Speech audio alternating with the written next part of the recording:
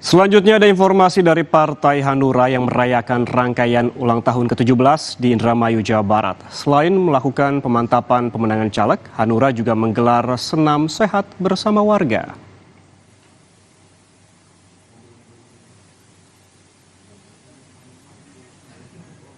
Ribuan warga menghadiri senam sehat sekaligus merayakan ulang tahun ke-1 Partai Hanura di Indramayu Sport Center.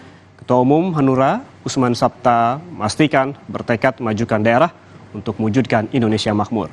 Salah satu cara yaitu dengan memenangkan pasangan Ganjar Mahfud di Jawa Barat karena memiliki 35 juta lebih pemilih terbesar di Indonesia.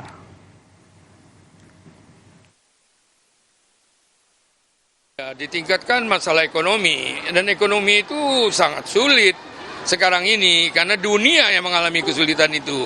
Tentu pemerintah daerahnya juga ingin agar daerah ini makmur. Makmur dengan apa? Dengan memberikan lapangan kerja kepada rakyatnya. Masyarakat Jawa Barat telah sadar kemana dia harus pergi.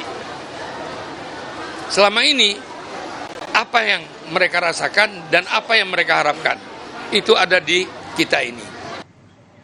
Informasi tadi sekaligus mengakhiri Rumah Pemilu hari ini. Jangan lupa untuk selalu memperbarui informasi Anda seputar pemilu hanya di Kompas TV, independen, terpercaya. Saya Rahman pamit, sampai jumpa.